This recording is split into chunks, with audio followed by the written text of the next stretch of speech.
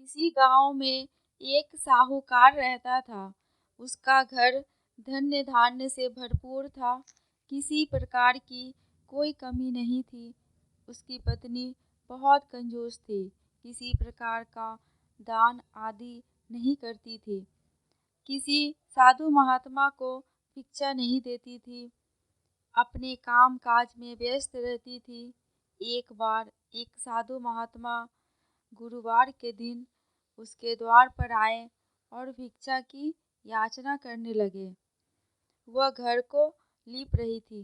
बोली, महाराज, अभी तो मैं काम में व्यस्त हूँ, आप बाद में आना। साधु महाराज खाली हाथ लौट गए। कुछ दिनों बाद वही साधु महाराज फिर भिक्षा मांगने आए। उस दिन वह अपने लड़के को खिला रही थी। बोली, इस समय तो मैं व्यस्त हूँ, आप बाद में आना। साधु महाराज फिर खाली हाथ चले गए। तीसरी बार फिर आए, तब भी व्यस्त होने के कारण भिक्षा देने में असमर्थ होने की बात कहने लगी।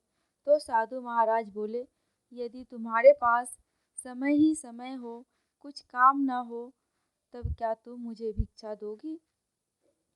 साहूकारनी बोली, यदि ऐसा हो जाए तो आपकी बड़ी कृपा होगी। महात्मा बोले, मैं तुम्हें उपाय बता देता हूँ। तुम बृहस्पतिवार के दिन देर से उठना, आंगन में पोछा लगाना, सभी पुरुषों से हजामत आदि जरूर बनवा लेने को कह देना। स्त्रियों को सर धोने और कपड़े धोने को कह देना।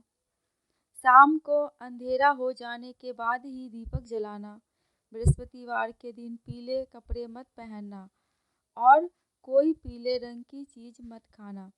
ऐसा कुछ समय करने से तुम्हारे पास समय ही समय होगा। तुम्हारी व्यस्तता समाप्त हो जाएगी। घर में कोई काम नहीं करना पड़ेगा। साहूकारनी ने वैसा ही किया। कुछ ही समय में साहूकार कंगाल हो गया। घर में खाने के लाले पड़ गए।